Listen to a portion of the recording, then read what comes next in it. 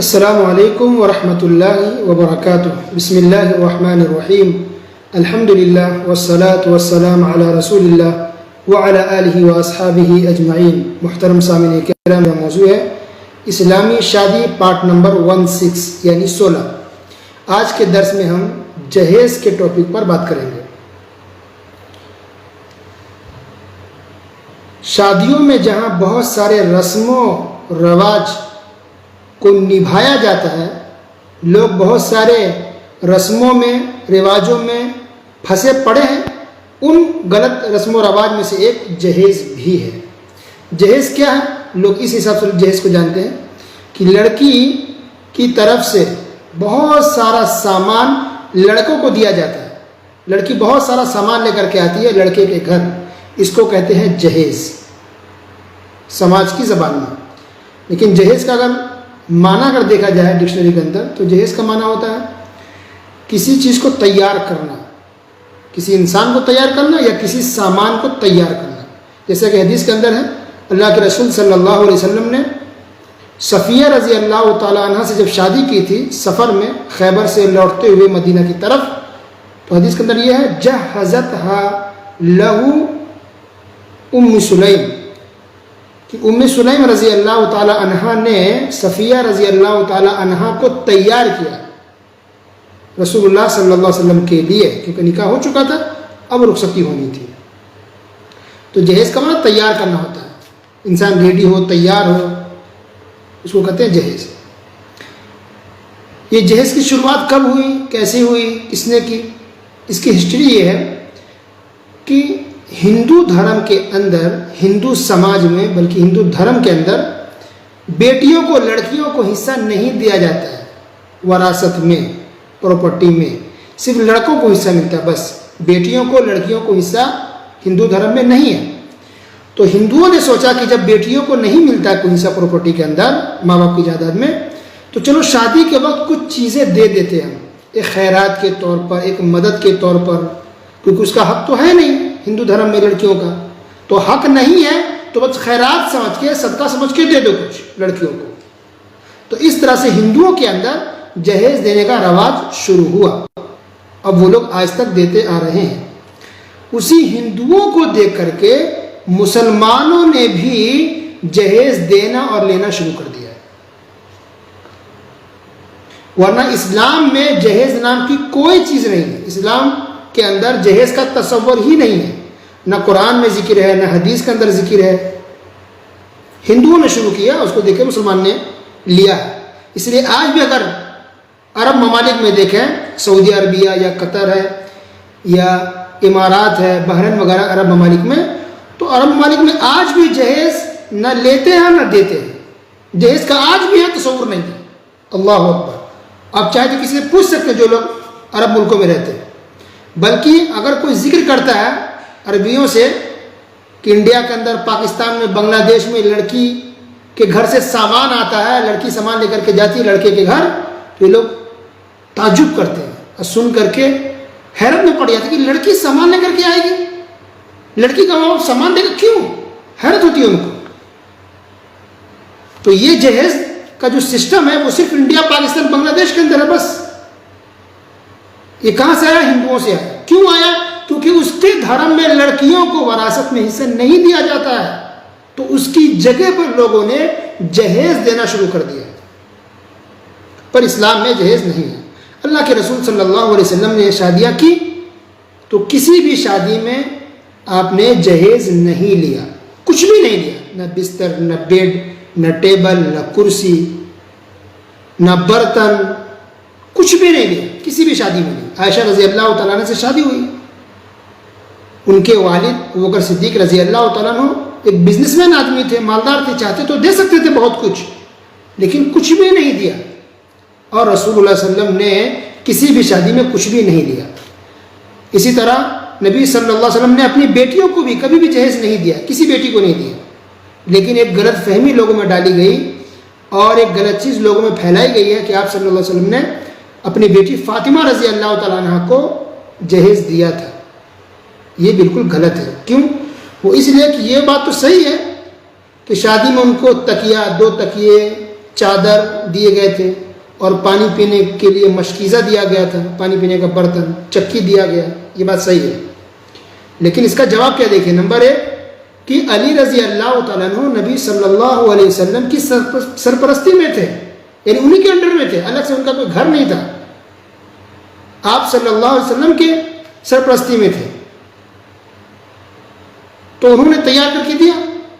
اور علی رضی اللہ تعالیٰ عنہ کے پاس تو گھر تک نہیں تھا، ایک صحابی نے، اس کا بیان گزر چکا پہلے درسوں میں، کہ ایک صحابی نے اپنا گھر خالی کر کے دے دیا علی رضی اللہ تعالیٰ عنہ کو، فاطمہ رضی اللہ تعالیٰ عنہ کو، تاکہ لوگ گھر بسا سکے اور رخصتی ان کی ہو سکے۔ تو نمبر 1 کی نبی صلی اللہ علیہ وسلم کے انڈر میں تھے، سرپرستی میں تھے، بیٹے کی طرح تھے، تو اس لیے انہوں نے دیا سب کچھ سامان تاکہ ایک گزارا ہو سکے، گھر بسا سکیں یہ لوگ۔ دوسری بات یہ ہے کہ کچھ روایت میں یہ چیز بھی ملی ہے کہ علی رضی اللہ تعالیٰ عنہ نے جب مہر میں لوہے کی جیکٹ دی، درع حطمیہ، لوہے کی جیکٹ، تو اس کو بیچا گیا اور بیچ کر کے اس میں سے کچھ مہر کے طور پر ادا کیا گیا اور اسی میں سے کچھ پیسے کا سامان، یہ سامان خریدا گیا، تکیہ، چادر، پانی پینے کا برتن اور یہ چکی، اسی پیسے میں سے۔ اللہ اکبر۔ تو پھر کسی بھی انسان کو بغیر تحقیق کے، بغیر صحیح علم کے بات نہیں بولنی چاہیے۔ تو رسول اللہ صلی اللہ علیہ وسلم پر یہ بہت بڑا الزام ہے، بہتان لوگ لگا رہے ہیں کہ یہ کہے کہ نبی نے اپنی بیٹی کو تو جہیز دیا تھا، استغفر اللہ، یہ بہتان ہے۔ اللہ کے واسطے اب گناہ کرتے کرے، آپ سمجھے اللہ سمجھے گا، لیکن کبھی بھی اپنے گناہ کو چھپانے کے لیے، اپنی غلطیوں پر پردہ ڈالنے کے لیے صحابہ کرام پر یا رسول اللہ صلی اللہ علیہ وسلم پر یا اللہ تعالیٰ پر کبھی جھوٹ نہ باندھے، کبھی بہتان نہ لگائیں، یہ بہت بڑا کرائم ہے، بہت بڑا گناہ ہے۔ صحابہ کرام نے شادیاں کی، انہوں نے بھی کبھی بھی کسی بھی شادی میں جہیز نہیں لیا اور نہ ہی کبھی بھی کسی کو جہیز دیا۔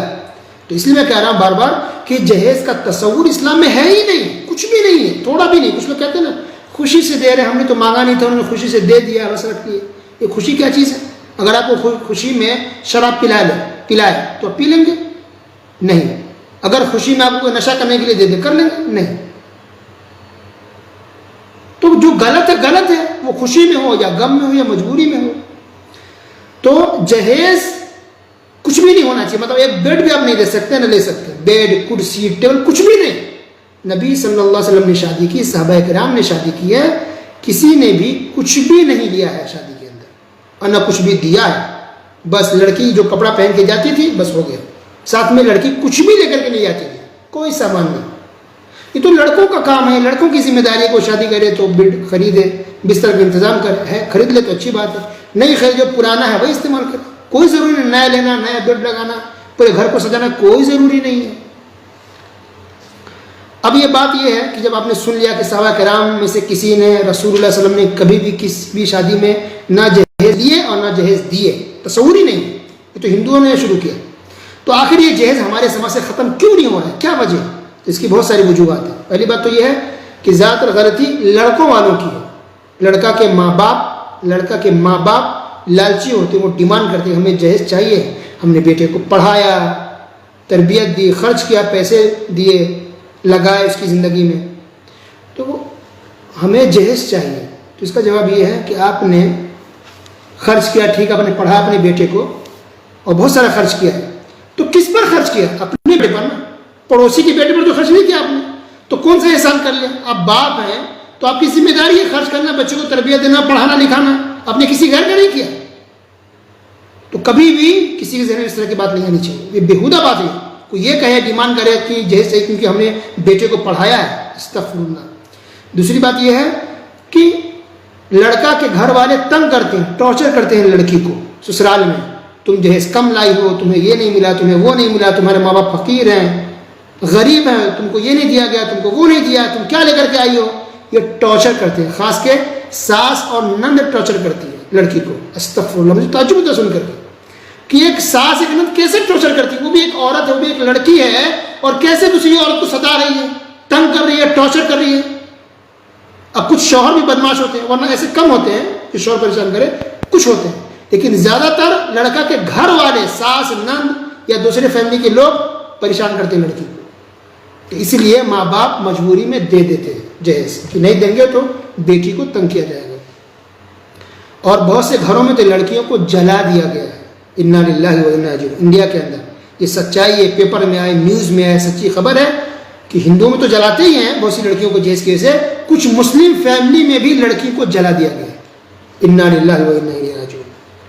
اسی طرح اور بھی بہت ساری وجوہات ہیں جو لڑکا کے گھر میں تنگ کرتے ہیں، رشتے توڑ دیتے ہیں، طلاق دلوا دیتے ہیں، اسے خراب کر دیا جاتا ہے. اگر جہیز کم لاتی ہے تو جہیز تو دینا ہی دینا ہے، کم لاتی تب یہ حال ہے، اگر نہیں لاتی تب کیا ہوگا. اللہ رحم فرمائے، اللہ رحم فرمائے. یہ حالت ہے لوگوں کی. تو یہ سب وجوہات گھر والوں کی طرف سے ہوگی. لڑکا کے کچھ غلطی لڑکی والوں کی طرف سے بھی ہوتی ہے کبھی کبھار. اگر کوئی لڑکا دیندار مل جائے اور کہتا ہے کہ ہم سنت طریقے پر شادی کرنا چاہتے ہیں تو لڑکی والے کہتے ہیں ہم کیسے شادی ایسے کر دے دیں گے بغیر جہیز کے، لوگ کیا کہیں گے، لوگ کیا کہیں گے. اللہ کیا کہ اس کی پرواہ نہیں ہے، لوگوں کی پرواہ ہے. دوسری غلطی یہ ہوتی ہے لڑکی والوں کی طرف سے شان و شوکت دکھانے کے لیے. اگر اس کے پاس پیسہ ہے، مالدار ہے، تو دکھانے کے لیے، ریاکاری کے لیے، شان و شوکت کے لیے جہیز دیتے ہیں. یہ بڑی غلطی ہے. حالانکہ ایسا بہت کم ہوتا ہے کہ لڑکا والے ڈیمانڈ نہ کریں، اور ڈیمانڈ نہیں بھی کرتے تو معلوم ہے کہ اس کو دینا ہے، نہیں دے گا تو بعد میں لڑکی کو پریشان کریں گے تو مجبوری میں دے دیتے ہیں. اسی طرح کچھ غلطی سماج کی طرف سے بھی ہوتی ہے. کیا غلطی ہوتی ہے کہ لوگ جاتے ہیں جہیز کے سامان کو دیکھنے کے لیے، کیا کیا تم بیٹی کو دے رہی ہو، سامان کھول کھول کے دکھایا جاتا ہے، خوب تعریف ہو رہی ہے. سامان وہاں پہنچا، وہاں لوگ اس کے رشتے دار پڑوسی کے لوگ پہنچ جائیں گے دیکھنے کے لیے، جہیز کے سامان کو دیکھیں گے، خوب تعریفیں ہوں گی، کیا کیا ملا، ماشاء اللہ تمہارے بیٹے کو یہ ملا ہے. اب بتائیے جہیز کے سامان پر آپ جا کر گھروں پر تعریف کریں گے، سامان کو دیکھیں گے تو انسان جہیز لینا دینا چھوڑے گا؟ تو آپ سب کے سب گنہگار ہیں. لوگوں کا سوال کیا ملا، کیا دیا، کیوں سوال کرتے ہیں آپ؟ اللہ کے رسول صلی اللہ علیہ وسلم نے جب دیکھا عبد الرحمن بن عوف رضی اللہ تعالیٰ نے شادی کر لی تو آپ نے پوچھا کہ تم نے مہر میں کیا دیا. یہ پوچھا، یہ بالکل نہیں پوچھا کہ تم کو کیا ملا جہیز کے اندر، کیونکہ جہیز لینے کا حق تو لڑکا کو ہے ہی نہیں. اب کتنے بھی پڑھے لکھے ہو، کتنی بھی اچھا آپ کو جاب ہے، کتنے اچھے خوبصورت ہیں، وہ اپنی جگہ پر ہے، پر آپ کو جہیز لینے کا ذرہ برابر بھی حق نہیں ہے. یہ حق اسلام نے آپ کو نہیں دیا. اچھا، اسی طرح ایک وجہ یہ بھی ہے کہ بیٹی کو وراثت میں کچھ دیتے ہی نہیں، وراثت نہیں ملتی ہے لڑکیوں کو، اسی لوگ وصول بھی کر لیتے ہیں. یہ اہم وجوہات ہیں جس کی وجہ سے جہیز ہمارے سماج سے ختم نہیں ہو پا رہا. تو ہم ختم کیسے کریں؟ اس کے لیے کچھ باتیں ہیں. نمبر 1 کہ لڑکا اور لڑکا کے گھر والوں کو چاہیے کہ وہ اعلان کر دیں صاف طور پر شادی کے وقت کہ ہم جہیز کا کوئی بھی سامان نہیں لیں گے، اب مت بنوائیے سامان، مت خریدیے سامان، نہیں لیں گے. یہ اعلان کیجیے، کیونکہ جب تک اعلان نہیں کریں گے کھل کے یا کھل کر کے آپ نہیں بولیں گے، لڑکی والے ڈر سے دیں گے، معلوم ان کو ستائیں گے، آپ لوگ تنگ کریں گے، رشتے توڑیں گے، تو ڈر سے دیتے ہیں. اس لیے آپ کھل کر کے بولیے کہ آپ کو جہیز نہیں چاہیے. نمبر 1. نمبر 2 کہ لڑکیوں کو وراثت دینا شروع کر دیں. انڈیا پاکستان میں بہت کم لوگ بیٹیوں کو وراثت دیتے ہیں. اللہ سبحانہ وتعالیٰ نے قرآن میں ذکر کیا ہے 14 پارہ سورہ نساء کے اندر کہ لڑکیوں کو بھی حصہ دیا جائے، بیٹیوں کو بھی وراثت میں شریک کیا جائے. ضروری ہے، کمپلسری ہے، فرض ہے. جس طرح سے آپ کے لیے نماز پڑھنا ضروری ہے، اس طرح سے بیٹیوں کو، عورتوں کو بھی وراثت میں حصہ دینا ضروری ہے، ورنہ اللہ تعالیٰ جہنم میں داخل کرے گا. اب پڑھ سکتے ہیں سورہ نساء کے شروع میں اللہ نے یہ باتیں بیان فرمائی ہے. تو لڑکیوں کو وراثت میں حصہ دیا جائے، اس چیز کو عام کیا جائے. لڑکیوں کا حصہ، بیٹیوں کا حصہ ہے، بہنوں کا حصہ ہے، ماں کا حصہ ہے، بیوی کا حصہ ہے. ہندو دھرم میں نہیں، اسلام دھرم میں الحمدللہ عورتوں کا بہت خیال رکھا گیا ہے، عورتوں کا حصہ ہے. اسی طرح تیسری بات یہ ہے کہ جہیز کا سامان کوئی بھی دیکھنے نہ چاہے، اور کوئی بھی کسی بھی طرح کی آپ تعریف اس پر نہ کریں، کیونکہ تعریف کرنے سے، دیکھنے سے اس چیز کو بڑھاوا ملتا ہے. جہیز کا سامان مت دیکھیے، وہ غلط چیز ہے. چوتھی بات کہ کیسے ہم جہیز کو ختم کر سکتے ہیں سماج سے. چوتھا پوائنٹ یہ ہے کہ دل اور دماغ میں بٹھا لیں کہ یہ جہیز لینا دینا ہمارے اسلام کا حصہ بالکل بھی نہیں ہے، یہ تو ہندوؤں سے آیا ہوا. تو ہم مسلمان اسلام کو فالو کریں گے یا ہندو اور کافروں کے دھرم کو فالو کریں گے؟ اسلام کو کریں گے نا. بس. پانچویں بات یہ ہے کہ اگر کوئی جہیز لے لے سب کچھ سمجھانے کے باوجود بھی تو اب اس کا بائیکاٹ کرے سماج سے. اب دباؤ بنائے، ڈانٹ ڈپٹ کریں، ان کو سنائیے. ایسے جیسے اگر کوئی شراب پی کے آ جاتا ہے، کوئی چوری کرتا ہے تو سب لوگ اس کے گھر پہنچتے ہیں، اس کو ڈانٹتے ہیں، اس کو تنبیہ کرتے ہیں. تو جہیز کے معاملے بھی سب کو الرٹ ہونا ہوگا اور سب کو ناراضگی ظاہر کرنی ہوگی اور اس کا بائیکاٹ کرنا ہوگا تاکہ لوگ ڈر جائیں، خوف کھا جائیں. اور چھٹی چیز یہ ہے کہ ہمارے دل میں اللہ کا ڈر اور خوف ہو، اللہ کی پکڑ نہ آ جائے، اللہ کا عذاب نہ ہو جائے، قبر کے اندر اللہ کے عذاب نہ ہو جائے، جہنم میں اللہ نے اٹھا کے پھینک دے. ہو سکتا ہے کس گناہ کے وجہ سے اللہ ہم کو پکڑ گئے اور جہنم میں پھینک دے، ہمیں نہیں پتہ. آپ نے سنا ہوگا، مشہور بات ہے کہ ایک عورت تھی، بہت نیک تھی، نمازی تھی، دیندار تھی، لیکن اللہ تعالیٰ نے اس کو جہنم میں داخل کیا. کیوں؟ اس کا گناہ صرف یہ تھا کہ اس نے ایک بلی کو باندھ دیا تھا. باندھ دیا، بلی کھا نہیں پائے، کھانا نہیں ملا، بلی مر گئی. اس نے بلی کو مارا نہیں، ذبح نہیں کیا، قتل نہیں کیا، مرڈر نہیں، بس باندھ دیا تھا رسی سے. بلی مر گئی، اللہ تعالیٰ نے جہنم میں داخل کر دی. تو ایک بلی کے مرنے کی وجہ سے ایک نیک عورت جہنم میں جا سکتی ہے. تو آج جہیز کی وجہ سے بہت سی مسلم لڑکیاں، بہت سی مسلم خواتین مر رہی ہیں، جلا دیا گیا، مارا جا رہا ہے. تو اس کا گناہ کتنا خطرناک ہوگا اور کتنے لوگ اس کی وجہ سے جہنم میں جا سکتے ہیں، یہ بات ہمیں نہیں پتہ، وہ اللہ ہی بہتر جانتا ہے. اس لیے یہ جہیز کا معاملہ کوئی چھوٹا معاملہ نہیں ہے، کوئی چھوٹی بات نہیں، بہت بڑی بات ہے. یہ جہیز فتنہ بن گیا ہے سوسائٹی کے لیے، سماج کے لیے. اس کے نقصانات کو دیکھیے. آپ کے پاس پیسے آپ دے دیتے ہیں، آپ لے لیتے ہیں، لیکن اس کا کتنا برا اثر پڑتا ہے سماج پر. پڑ رہا ہے. بہت سی لڑکیاں جوان بیٹھی ہیں، شادی نہیں کر پا رہی ہیں کیونکہ ان کے گھر والے کے پاس پیسے نہیں جہیز دینے کے لیے، ان کے پاس پیسے نہیں بارات کا خرچہ اٹھانے کے لیے. تو بہت سی جوان لڑکیوں کی شادی نہیں ہو پا رہی ہے صرف جہیز کی وجہ سے، صرف پیسے کی وجہ سے. اللہ اکبر. کیا اس کا گناہ آپ سب پر نہیں جائے گا؟ کیا آپ سب اس کے گنہگار اور مجرم نہیں ہیں؟ کیا آپ کرمنل نہیں ہیں کہ آپ کے غلط رسم و رواج کی وجہ سے آج آپ خود بہن بیٹیاں، مسلم سماج کی لڑکیاں آج پریشان ہیں، ان کی شادی کا مسئلہ بنا ہوا ہے؟ اس کے باوجود بھی کیا آپ لوگ جہیز کے رسم کو چھوڑنے کو تیار نہیں ہیں؟ اللہ سبحانہ و تعالیٰ اس سے توبہ استغفار کرنے کی توفیق دے اور سماج سے نکال کے ہم پھینک دیں. اس طرح ہم اپنے منہ سے تھوک پھینکتے ہیں، گندگی کو پھینک دیتے ہیں، اس طرح سے سماج سے ہم جہیز کو پھینک دیں. اللہ سبحانہ و تعالیٰ اس کی توفیق دے. وصلی اللہ علی نبینا محمد وعلی آلہ وصحبہ اجمعین. والسلام علیکم ورحمۃ اللہ وبرکاتہ.